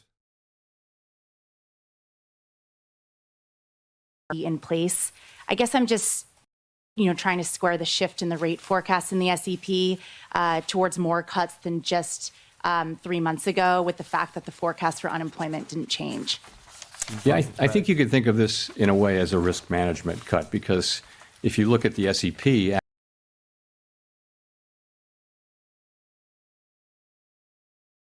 Oh, what? Yeah, it's again lagging, but other people also have this lag. It's not just me. It's the stream. It's a stream. It's not me. I can also see that some other people are also having in place. having I guess this I'm lag, just, same trying to lag. square the shift in the rate forecast in the SEP towards more cuts than just 3 months ago. yeah, I think you could think of this in a way as a risk management cut, because if you look at the SEP, actually, the projections for growth next actually ticked up just Yeah, I mean, this doesn't work anymore. I mean, most of the stuff has already been said. Most of the things, if you still want to watch it, I mean, you can go to the official page. You can try it yourself, but it's lagging like very hard. I mean, most of the stuff has been said anyways. So that's that. Now we did see a bit of a dump here, and right now we're dumping even further.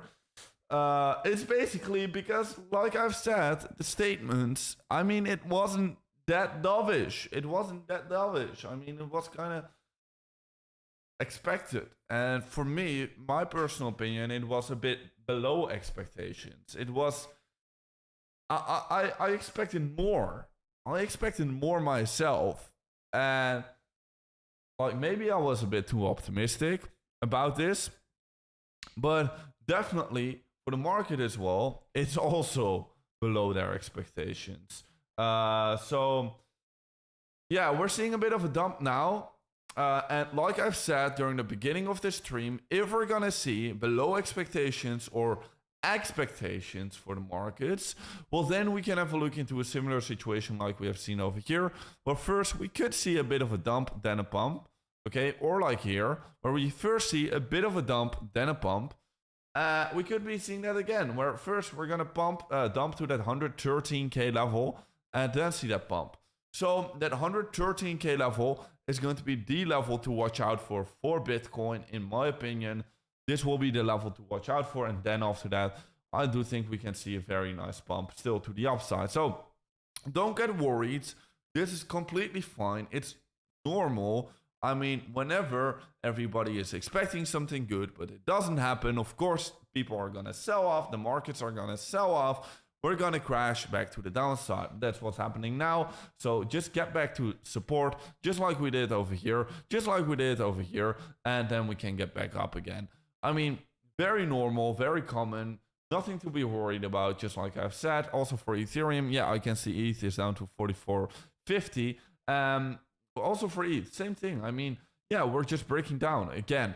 But if we're going to load up this chart over on my weeks account, we are right now testing that uptrending level of support from an ascending triangle, which is being created. So, in my opinion, nothing to be worried about. Just support being tested now. Might be a perfect opportunity. Let's have a look into Solana here. Solana is holding very strong. It's holding very strong.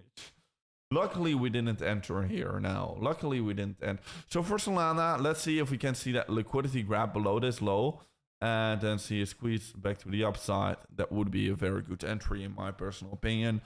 Would still be interested in adding or opening Solana, but just on the right timing, just on the right market situation. What is BNB doing? Yeah, luckily. Oh, wow. BNB first did still come a long way to the upside and then it dumped. Right now it's crashing back to the downside. So, I mean, if you did take this BNB trade, congratulations. At the point of, I mean, we saw a lot of wicks here. So, it wasn't a clean breakout. This wasn't the best FOMC meeting we have got. Definitely the last one we got with Jerome Powell and during the Jackson Hole event, that was one of the best ones so far. So far, that was one of the best ones where we've got this nice bump right over here. Right now, we're seeing the opposite. Right now, we're seeing below expectations. So right here, we saw far beyond above expectations. Right now, below expectations. So, yeah, like I've said, maybe in a shorter time frame, we can see a bit of a dump, but do not get worried. Do not get fooled. Guys, do not get trapped. I mean, that's what I'll be doing. That's what I think myself. Of course, you make up your own analysis, but that's at least what I expect and what I think. So, yeah, let me know. Let's go over a few more altcoins still. Let's go over some more analysis. But also, I think this ascending triangle is looking great. But also, make sure to join the Platinum group still with the first link down below. And also join this trading competition. Did any other people join in the meantime? Right now, there's only 24 people in this trading. Right now, 26. But still, 26 is so low. It's extremely low. It's $1,500 that I'm giving away in this trading competition. And the only thing you need to do is be registered over on Weeks with my link. And then you can enter. Then you can enter this $1,500 trading competition and prize pool. It's a no-brainer. It's a no-brainer to enter. Get some volume going. I mean, it's easy to get onto the leaderboard. And also, 5 lucky winners. It will be random. It will be random. So even if you don't trade at all, if you just register, well, it will be random. 5 lucky winners will also get $100 bonus. And like, if you're anyways going through it, well, you can also claim a 10K Ethereum trade, a 30K deposit bonus, and 25% trading fee discounts. And you can join a platinum group where I'm doing this 10K challenge right now, starting an account with 10K US dollars, and yeah, I'll be trading it up right now. So yeah, I'm just waiting for a good setup, in the market. We'll be waiting for that and announcing that whenever I do see that good setup, but I'll be trading this account up, just like I've shared in my limited group. Here I'm starting a 10K to 1 million US dollars trading challenge. So yeah, make sure to join. Everything will be documented, everything will be shared. So definitely join. Okay, which Wix link to enter? It's my link down below over here, this one. Or if you click on the platinum group here, you can just sign up with a bot, and then you can also enter. What happened with the rate? 25 basis point rate cut. Can you tell us what altcoins would you rather trade this week in the near future? I would say Solana or higher caps, maybe BNB or Sui or Chainlink, something like that, or Dogecoin. I would say right now, at this moment, still stick with the higher caps. Aave looks like it wants... Aave, what is Aave doing? I do have an Aave position open, so... Aave, it's dumping a bit in the shorter time frame. Okay, 276, also all the way down. So you're bearish. Okay, no, I'm not that bearish on Aave at all. I'm not that bearish on Aave at all. Nice upturning level of support here right now, reaching that. Also this level here, good combined support. All right, here maybe a breakdown. Okay, but this support definitely a strong one. We're touching it now. Maybe that's a good entry for Aave. I'm not sure. This is a good entry for Aave. I mean, it's a good setup, not gonna lie. But this is more a day trade, right? It's not a scalp. I mean, it's more an intraday trade. Definitely a very good setup. Not gonna lie. I mean, how long would this take to play out? Yeah, definitely it's gonna take a week, at the very least 2 weeks. So that would be too long for our trading account. But definitely this setup is a pretty good one. I'm not gonna lie. And I'm already in an Aave trade, so that's it here. I'm already in this Aave trade. It's in a loss, so if you're entering now, you will get a better entry than me. So congratulations, you're doing better than me right now in the market. Congratulations, if you're watching the stream, you're getting a lot of alpha, because I'm gonna hold my Aave trade, and probably soon it will be in a profit. I mean, you know how these things go, right? Pump coming in a few minutes. I'm not sure right now because it's below expectations. I'm kind of expecting this. Oh shit. By the way, I forgot to post this chart here.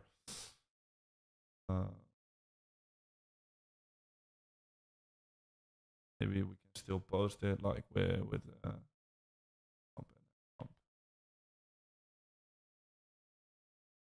dump, pump. Come on. There we go. Posting this on X. Here we go.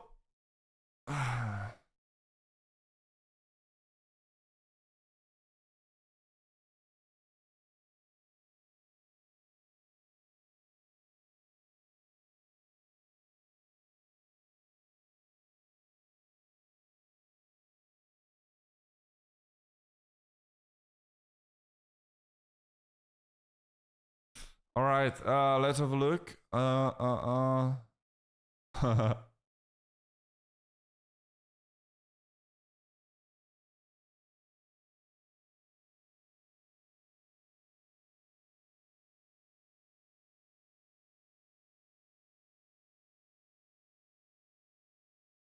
For sure.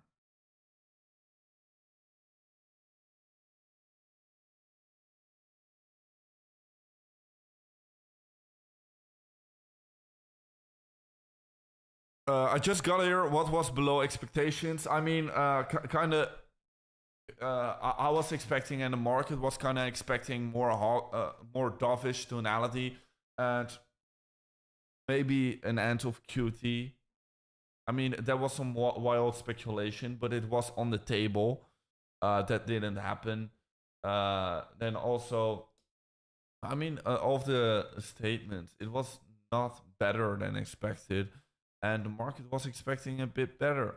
Also, if you want to get to know all of the statements still, like afterwards, or I mean, you can follow me on X, you can follow a lot of guys on X, but one thing I will say is this, again, financial juice usually delivers the best, highest quality things that has been said, like our policy here, this is not good. Our policy had been skewed towards inflation. That's not good. That's not good. We wanted these rate cuts. We wanted to see Jerome Powell say, oh yeah, we're not gonna have a look into inflation. We're prioritizing the labor market.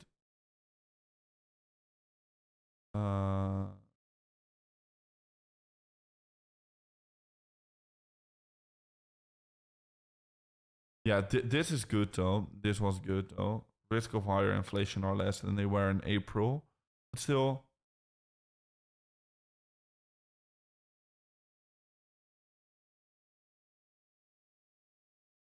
I don't feel need to move quickly on rates. That's, I mean, that's not good. That's not good.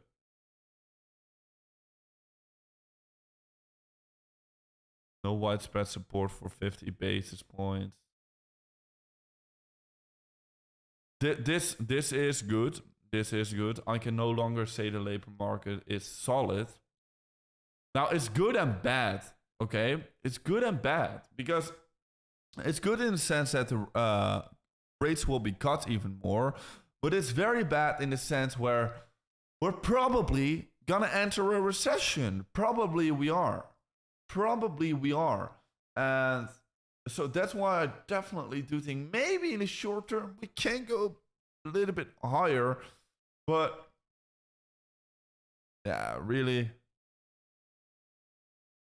If we enter a recession, I mean, as long as the economy is being weakened and markets are still strong, I mean, the economy is not the market. So if the economy is weakened, but the markets are still strong, it doesn't really matter. But if the economy is entering a recession, definitely the markets will catch up and they will follow and they will also enter a bear market.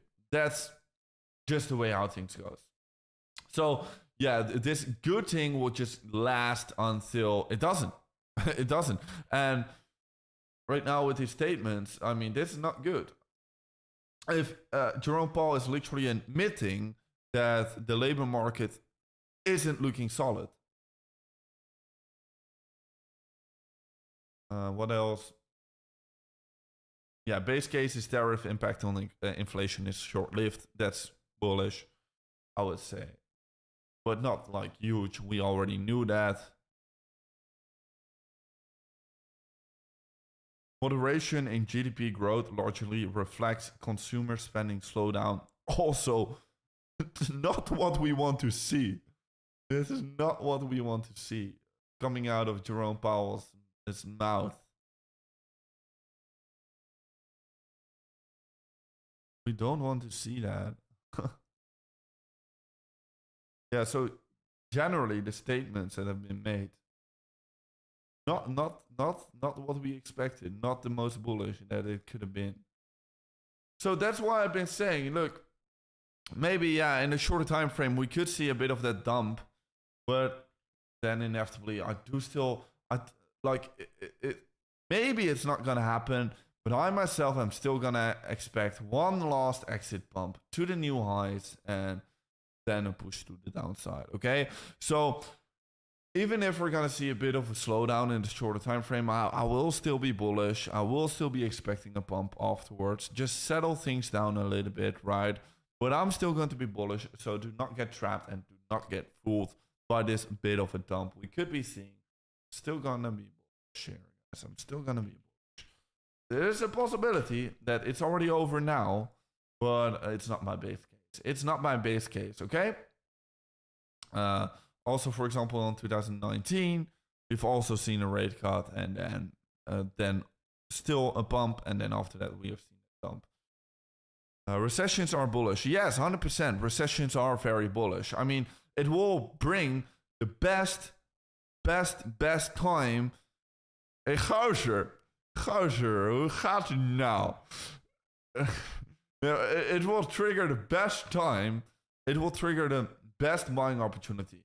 Literally, when we're down, it will.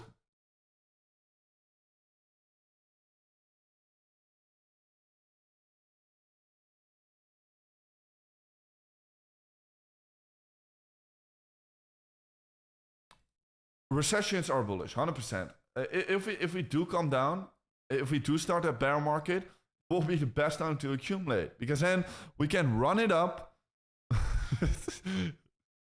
We can run it back up with lower interest rates, with maybe quantitative easing, and then markets are stimulated even more.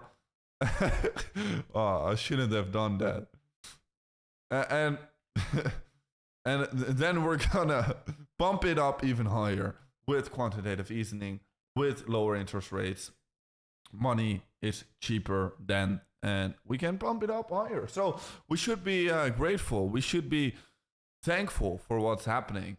Yeah, it's only the short term I'm concerned about. It's only the imminent short term. I really want to see another high, and then I want to be completely out, you know? And that's pretty much it. The Kirk. Tappen, gozer. Gozer. Will you change your recession view if somehow the conditions get better? I mean, I just think the Fed is kind of too late, honestly, and I think honestly we're already kind of in a recession now. It's a sinking ship, and it cannot be reversed very quickly. It needs time. It needs time. Like I've said, these cuts are going to be recession cuts, recessionary cuts. That's not bullish. I'm hoping, I'm really hoping that we still do get this push to the upside. We still do get this push to the upside. But then, yeah. Okay, it's over. Okay, I don't want to get too bearish. I don't want to get too bearish because it feels so wrong for me to be bearish, because also whenever I see anybody in real life, everybody always recognizes me as being the bull, of being always bullish throughout the cycle. That has just been because this cycle, of course, we have been trading in a bull market, and of course, I want to be bullish throughout the entire cycle. So it feels so wrong for me to become a bit more bearish in that medium time frame, right? It feels so wrong because nobody knows me like this. Nobody expects me like this. But yeah. It is the truth. I'm gonna keep it real. I still do think shorter time frame we could definitely see that push, but after that it's time. It's time. So, anyways, yeah, 100%. Check out all of the links down below. Definitely make sure to trade over on weeks with that link down below. Free 25% trading fee discount, massive bonuses you can be claiming. On top of that, check out my trading competition I'm hosting with $1,500 in rewards. I'm hosting this competition myself. So there's a very low amount of participants now, only 27 participants. It's very easy for you to earn a lot of money. It's a huge giveaway, basically. It's free money, basically. It's free money because it's very easy to get these trading volumes. And also, 5 lucky winners will get $100, and you don't even need to trade for this $500 giveaway. You don't even need to trade. The only thing you will need to do is sign up with that link down below and register on that trading competition. join that platinum group because you're going to be getting some insane alpha over here. We are going to be taking this 10K challenge account till at least 100K. We're going to be doing it.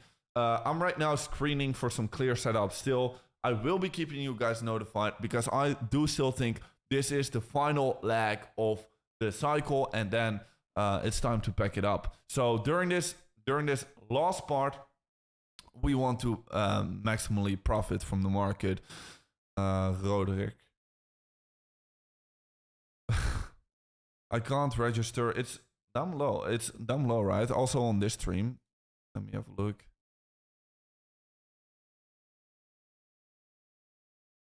During this last part. Yeah, it's down below here. It's down below in this link. Yeah, so make sure to join. Make sure to join. Check out the links and free money that you can be claiming. And then let's await some massive bumps soon. Let's await some massive bumps soon. Okay. So guys, this is the end. Make sure to join the Platinum group. Follow me over on X and subscribe to my YouTube channel. And guys, I'll see you in another video.